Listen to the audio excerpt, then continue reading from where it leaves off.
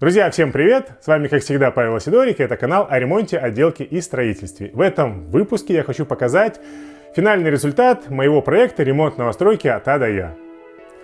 Расскажу про удачные решения, про неудачные и сколько все это стоило. Не стесняйтесь в комментариях, пишите все, что думаете, нравится вам, не нравится. Проект, дизайн, выполнение, все делал я сам. Застройщик сдавал эту квартиру со свободной планировкой. Так выглядела эта квартира после демонтажных работ. Объект находится в городе Минске, район Новая Боровая. В программе SketchUp я нарисовал проект с точными размерами, планировку стен и расстановку мебели. С этим проектом я работал 1 неделю по вечерам. Помимо проекта остался еще опыт работы в программе SketchUp. Это довольно-таки гибкий проект, который позволил мне выбрать в процессе ремонта оптимальные по цене и качеству строительные материалы, мебель и в то же время четко и правильно выполнить все строительные работы, электрику и сантехнику. Такую программу на любительском уровне можно довольно-таки быстро освоить, тем более, что есть еще и более простые другие программы. Если вы не хотите тратить деньги на дизайнера, то в принципе при помощи такой программы с большего можно прикинуть, что вы хотите сделать в своем ремонте. Сейчас вы можете сравнить, что я нарисовал и что получилось в реальности. Начинаем с входной двери. От застройщика тут стояла временная дверь, которую мы заменили на хорошую, железную, производитель стальная линия, 100-я серия. В коридоре поместился шкаф и небольшая входная группа с зеркалом. Внизу полка для обуви, посередине выдвижной ящик для ключей и разной мелочевки, сверху большое зеркало с подсветкой, за которым прячутся электрические и сантехнические коммуникации. Тут расположен вводной узел, система защиты от протечки Нептун, электрощиток и слаботочка.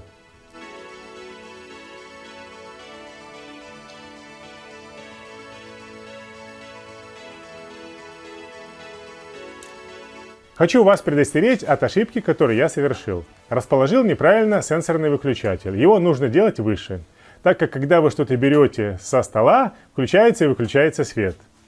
Шкаф, который находится в коридоре, трехсекционный, с торца открытые полки. Эта мебельная конструкция вообще обыгрывает винтканал, который находится внутри. В первых 2 секциях расположены полки и крючки для верхней одежды. Глубина этих секций 40 см. А вот следующая секция уже имеет глубину 60 см, чтобы помещалась одежда на вешалке. Переходим к туалету и ванной комнате. Перегородки санузла от застройщика мы снесли.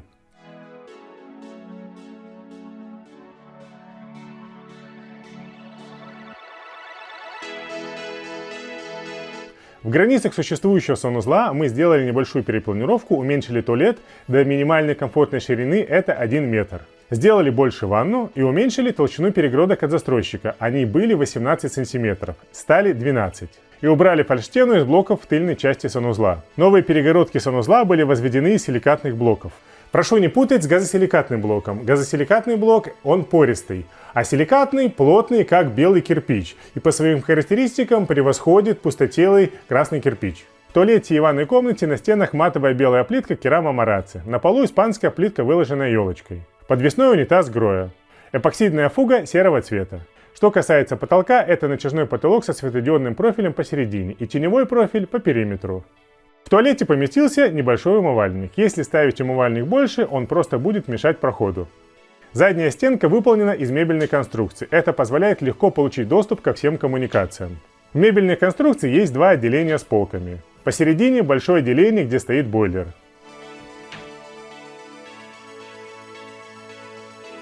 Остальные панели снимаются на магнитах, и за ними прячутся коммуникации. Разводка сантехнических труб, система против протечки и канальный вытяжной вентилятор.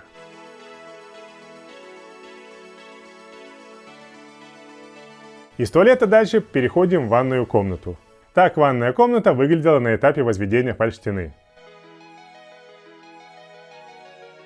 А так ванная комната выглядит уже после выполненных работ.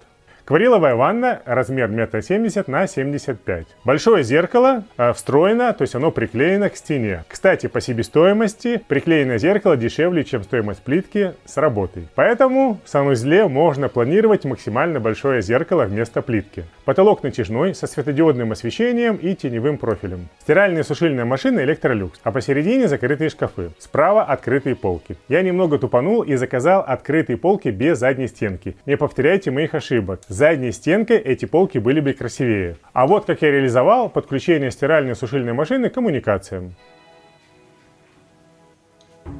Верхний шкафчик просто полки.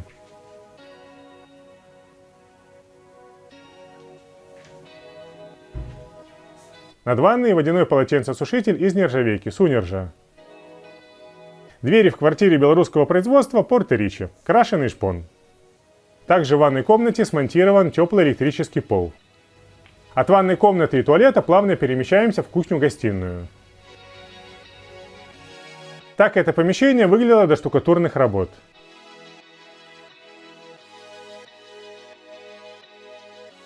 Обратите внимание, что темно-серые стены значительно уменьшают размер помещения, а вот белые стены расширяют пространство.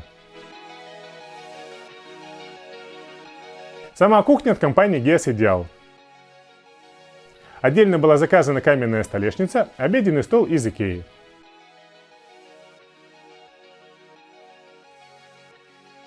Диван белорусского производства, он, кстати, раскладывается на 2 спальных места.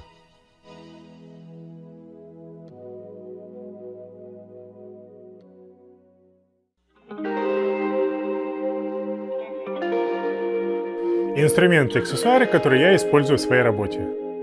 За последние 10 лет я показывал много различных столов и верстаков. Помните этот самодельный стол для гипсокартона?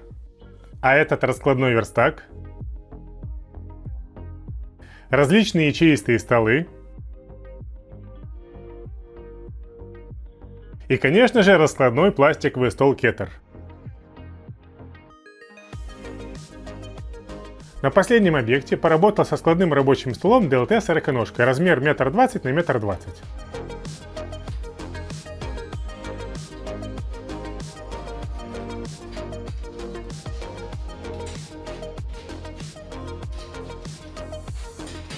И скажу вам, что это самый компактный, удобный, универсальный стол для работы на стройке и отделке.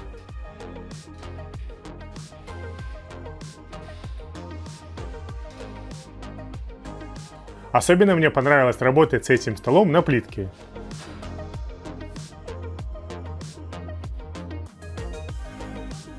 Белорусская компания DLT имеет невероятно большой ассортимент инструментов для работы с плиткой на все случаи жизни. Много инструментов под своим брендом DLT, а также очень много инструментов известных китайских производителей. Складное подстолье DLT сороконожка, которое я использую, можно купить как со столешницей, так и без. В комплекте идет прочная сумка и регулируемые по высоте ножки. Вообще в ассортименте компании DLT есть очень много столов различных размеров, а также аксессуаров к ним.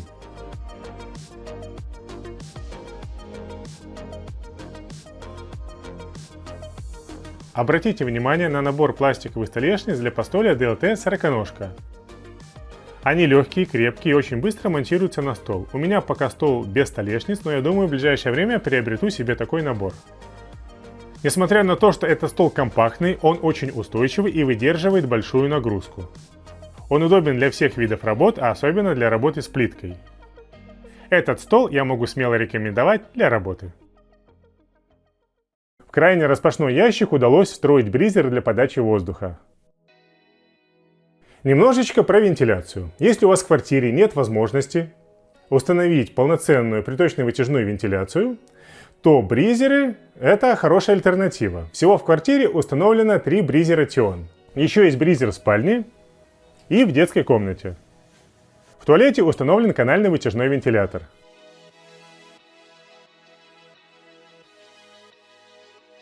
Под мойкой установлен измельчитель и фильтр для воды. Вообще рекомендую ставить измельчитель помощнее, потому что, например, эта модель с некоторыми вещами не справляется. Например, может забиться от картофельных очисток.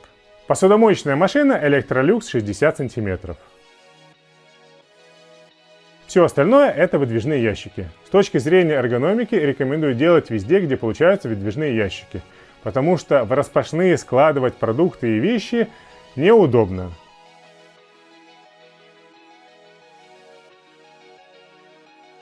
Столешница из искусственного камня. С точки зрения практичности белый цвет не рекомендую, потому что от ярких продуктов красится и приходится потом отмывать. Верхний шкафчик системы открытия Aventus.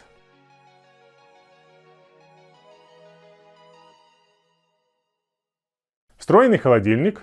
Он, конечно, выглядит красиво, но надо учитывать, что встроенный холодильник из-за конструктивных особенностей маленький. Несколько слов про пол и потолок. На этом объекте была демонтирована стяжка и сделано все заново с прокладкой коммуникаций и шумоизоляцией. А так выглядит пол уже в готовом виде. По всей квартире, кроме санузла, пол выполнен из замкового кварцвинила. Напольное покрытие сделано единым контуром, без порожков между комнатами. Потолок просто поштукатурили, пошпатлевали и покрасили.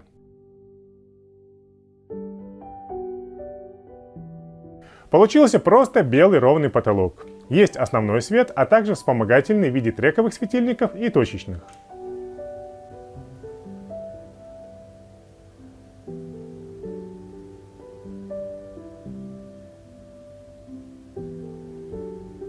Очень хорошим решением были подоконники из компакт-плиты и черные матовые окна. Напомню, что окна от застройщика мы меняли на новые. Они были настолько большие, что не входили в двери, и приходилось их поднимать по фасаду здания на веревках.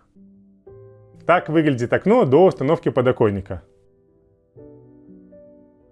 Это уже готовое решение с новыми радиаторами, подоконником и черным окном.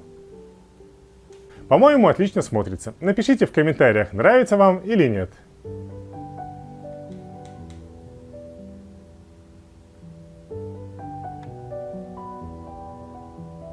На всех окнах установлены электрические ролеты, которые управляются с пульта. Решение не бюджетное, но мне помогли партнеры от компании Anvis.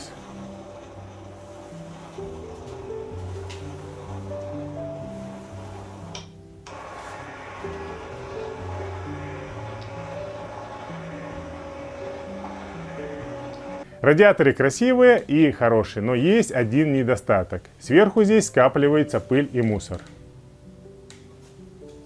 Переходим в спальню и посмотрим, что получилось на балконе. В спальне расположена двуспальная кровать, 1,60 на 2 рабочее место и шкаф для одежды.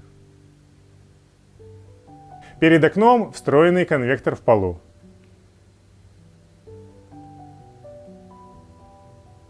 В спальне установлен кондиционер. Пожалел, что не установил второй внутренний блок в детской. Там его реально не хватает. В спальне тоже есть основной свет посередине и точечные светильники.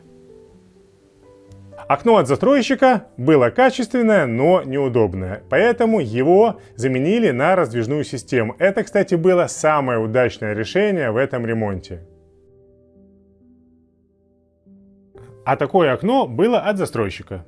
Немного покажу процесс, как мы его меняли.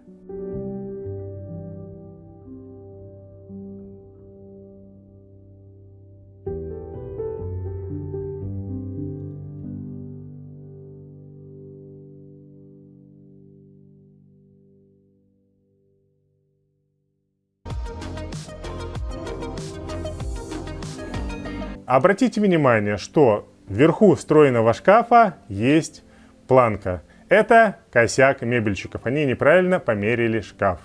У меня не было времени переделывать, поэтому установили так. А вот как выглядел балкон до ремонта. На балконе есть акцентная стена из бетонной плитки. На полу испанская плитка елочкой, есть теплый пол. На окнах жалюзи. Это необходимое решение, потому что солнечная сторона и необходимо регулировать подачу света в помещение.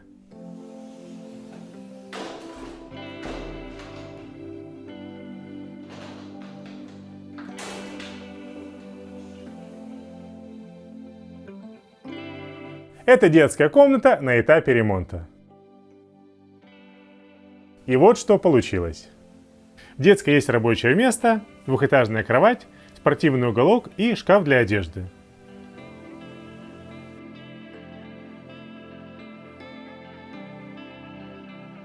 На окнах установлены жалюзи, потому что солнечная сторона. Что касается стоимости ремонта. Ремонт я делал давно, начал в конце 2019 года, закончил где-то там в конце 2021. И цены, конечно же, очень сильно изменились и на материалы, и на технику, и на ремонтно-отделочные работы. Если брать актуальные цены, то примерно, понятно, что ремонт ремонту рознь, примерно такой ремонт будет стоить $1000-1200 долларов за квадратный метр. Это если брать работу, материалы, мебель, технику и проект.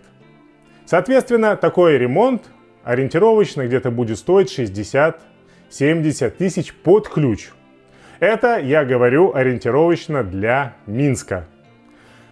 В других больших городах он может стоить дороже, в маленьких дешевле. Все зависит от конкретного региона.